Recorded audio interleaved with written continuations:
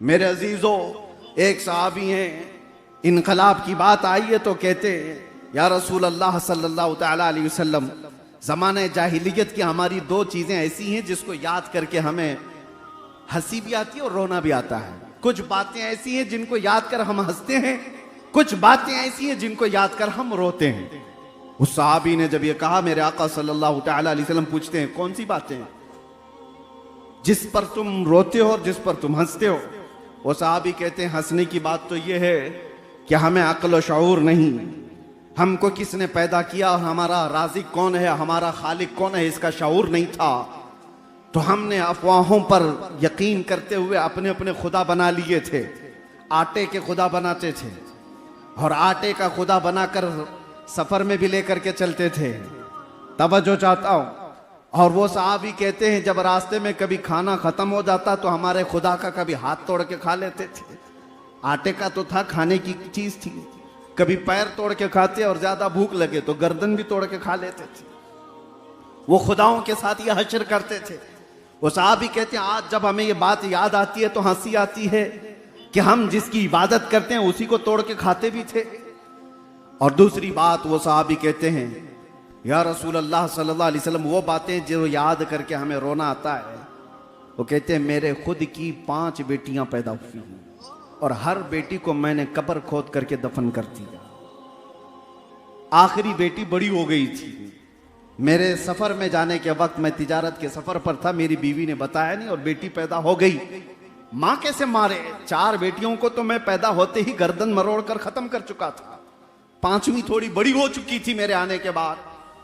फिर जब मुझे पता चला 5वीं भी बेटी है तो अब तो वो पहचानने लग गई थी। लेकिन मेरा दिल इतना सख्त था कि मैं उस पहचानने वाली और मुझे बाप कहकर पुकारने वाली बेटी को भी घसीटता हुआ ले गया और उसकी चीखों को नहीं सुना, कब्र खोदा और उसको जिंदा मैंने दफन कर दिया। उसकी चीखें मेरे कान को आज भी अंदर गूंजती हुई नजर आती हैं।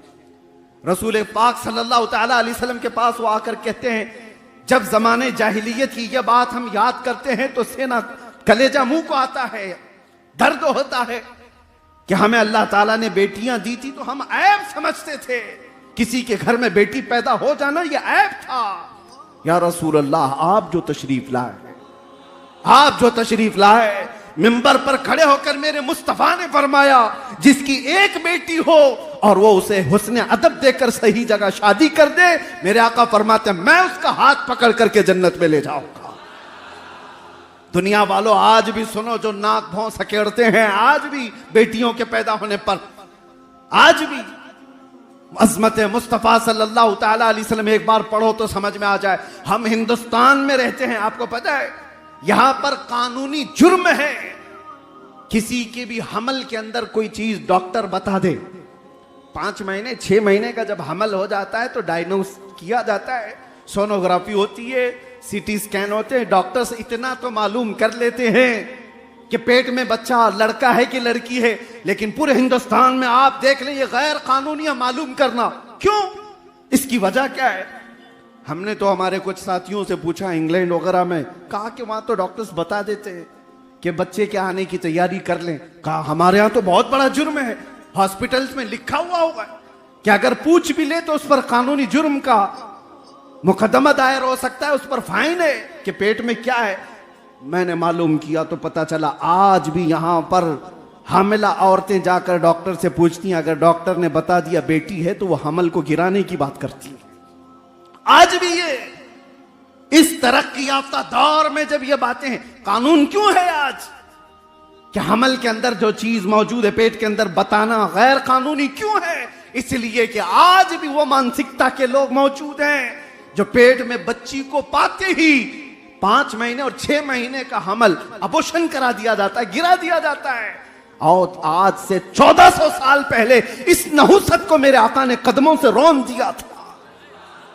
और एक नहीं, आपको यह भी मैं बताऊं, रसूल करीम सल्लल्लाहु तआला अलैहि वसल्लम के लिए एक बड़े दानिश्वर ने क्या खूब कहा, हुजूर बेटों के भी बाप हैं, हुजूर बेटों के भी बाप हैं, लेकिन बेटियों के बाप रहना सुन्नत, बेटों का बाप होना सुन्नत। होना और रहने में फर्क है। हुजूर बेटों के बाप तो हुए लेकिन सारे 3 बेटे मेरे आका के पैदा हुए और बचपन में इंतकाल कर गए। लेकिन बेटियां 4 हुई और चारों जवान हुई, और चारों जवान शादियां भी हुई। तो हुजूर की सुन्नत यह बताई गई, बेटियों का बाप रहना सुन्नत। मेरे आका सल्लल्लाहु तआला अलैहि वसल्लम ने दुनिया को यह मिजाज दिया, जिसको तुम गला घोंट करके दफन कर दिया करते थे, यह हकीकत में बेटियां तुम्हारे लिए अजाब नहीं है। एक बार मेरे आका किसी जगह से गुजर रहे थे, एक सहाबी कहते हैं रात का वक्त था, एक घर पर बहुत तेज रोशनी आसमान से उतरती दिख रही थी। वो रोशनी है जो साहबे बसीरत देखते हो। आसमान से किसी खास घर पर ही नूर का उतरना, रोशनी का आना देखा जा रहा था। उस सहाबी ने कहा, या रसूल अल्लाह सल्लल्लाहु अलैहि वसल्लम, इस एक घर पर ये रोशनी का मंजर कैसा दिखता है? मेरे आका ने क्या फरमाया, जाओ उस घर वालों से मालूम करना, 2 में से कोई एक चीज होगी उस घर के अंदर। 2 में से एक चीज होगी, या तो किसी यतीम बच्चे की परवरिश हो रही होगी, या आज ही उनके घर में बेटी की पैदाइश हुई होगी। साहबी कहते जाकर मालूम किए तो उनके घर में बेटी की विलादत हुई थी। ये रहमत आलम सल्लल्लाहु तआला अलैहि वसल्लम ने बताया। आज हिंदुस्तान में मैं फख्र के साथ कहता हूं, हम उस रसूल के शहदाई हैं जिसने औरतों को वो बुलंद मकाम दिया। 1400 साल के बाद भी तुम नाक रगड़ करके भी अपनी बहनों को उस मकाम तक नहीं पहुंचा सकते।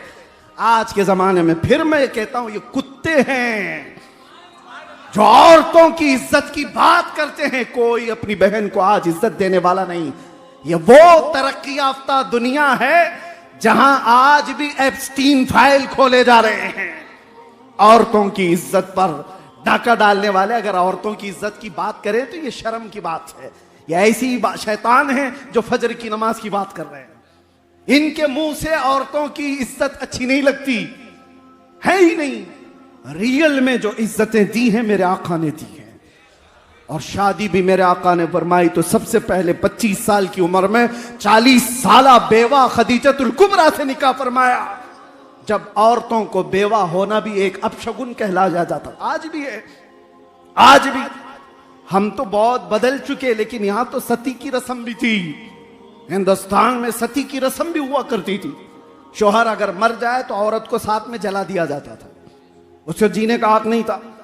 थोड़ा अपग्रेड हुआ जमाना तो फिर यह कहा गया कि चलो उसको जलाया नहीं जाएगा, जंगलों में छोड़ दिया जाएगा। अब और अपग्रेड हुआ तो इतना कह दिया गया कि ठीक है, बनाओ संगार सब निकाल दिया जाए, किसी एक खास जगह में उसको रख दिया जाए। विधवा को कहीं अच्छी महफिलों में आने ना दिया जाए। कोई भी महफिल में आएगी तो अपशगुन है, काम बुरे हो जाएंगे। ये दुनिया का तस्वुर था। औरत का बेवा होना क्या उसके हाथ में है? क्या वो अपने इख्तियार से बेवा बनी है? किसी का शौहर कभी भी मर सकता है, उसका उसमें क्या कसूर है? लेकिन जिंदगी भर वो ये ऐब सहती रहती थी। आज भी बहुत सारी जगहों पर उनको मुआशरे से अलग किया जाता है, मगर मेरे मुस्तफा सल्लल्लाहु अलैहि वसल्लम ने एक नहीं 9 बीवियां ऐसी निकाह फरमाई जो बेवा थी या मुतल्लका थी।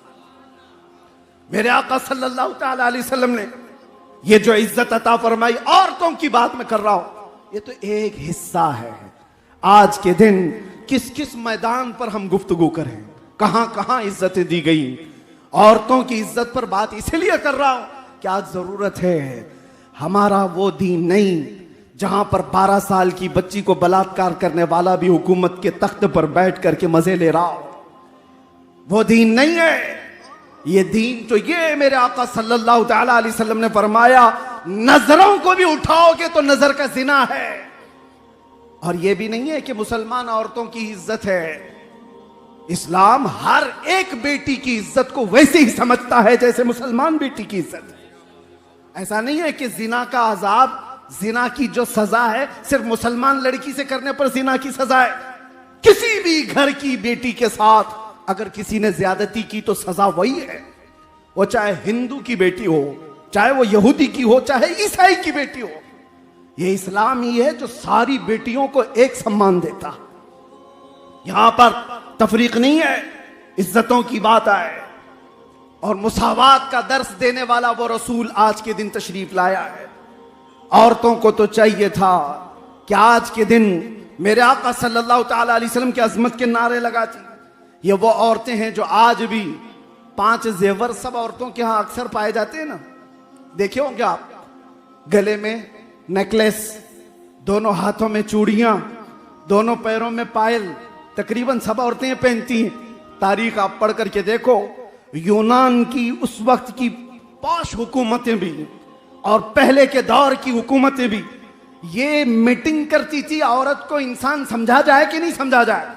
और उस दौर में बाज लोगों ने कहा कि ठीक है ये इंसान है, लेकिन इसको साथ में अगर कहीं ले जाना है बाजार में तो 5 जंजीरें पहनाकर, एक गले में, 2 हाथों में और 2 पैरों में 5 जंजीरें डाल करके औरत को बाजार ले जाया जाता था। औरत की यह हैसियत थी। मेरे मुस्तफा सल्लल्लाहु अलैहि वसल्लम ने इन जंजीरों को तोड़ा और उन जंजीरों को औरतों की जेवर बना दिया गया है। शक्ल तो बाकी है लेकिन जंजीर नहीं है। औरतों को इज्जत इस कायनात पर जिसने दिया है वो मेरे मुस्तफा ने अता किया है, रसूल करम सल्लल्लाहु ताला अलैहि वसल्लम ने अता किया है। अजीजा ने गिराम वखार, आज इसलिए भी मैं बात कर रहा हूं कि 2 चीजें बहुत बड़ी सख्त हैं दुनिया में, औरत और दौलत। इस पर कंट्रोल अक्सर लोग खो जाते हैं, यहीं से तो गुमराही आती है। इन 2 चीजों की लिमिटेशन मेरे आका ने जो तय की है वो कितनी बेहतरीन है। मदीने की एक यहूदी औरत है, चिट्ठी लिखती है अबू बकर सिद्दीक रज़ियल्लाहु ताला अन्हु जब खलीफा वक्त हैं, कहा कि मैं मदीना छोड़कर यमन जाना चाहती हूँ मेरे खानदान के पास, मुझे यहाँ सेफ नहीं लगता, सब मुसलमान हैं, मैं जाना चाहती हूँ।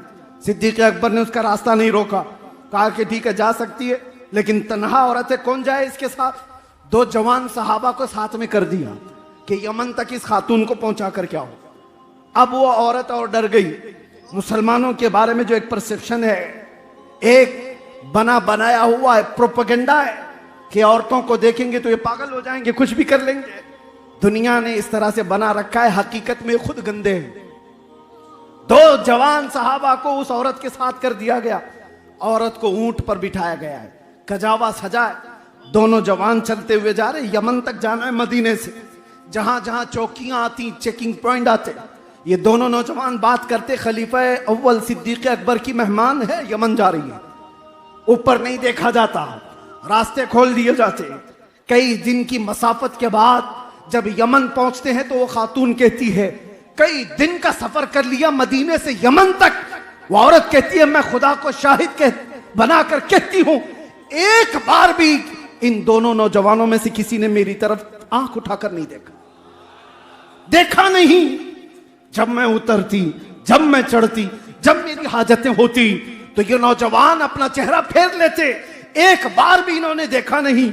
यमन पहुंच करके वो अपने खानदान को जमा करती है और कहती है मैं तो ये सोच रही थी मदीना अब सेफ नहीं है, मैं अपने खानदान के पास आ जाऊं, लेकिन ऐलान करती हूं ऐ मेरे खानदान वालों, मैं भी वापस मदीने जा रही हूं, तुम भी वापस मदीने आ जाओ। औरतों की इज्जत अगर कहीं महफूज है तो वो दामन मुस्तफा में महफूज है।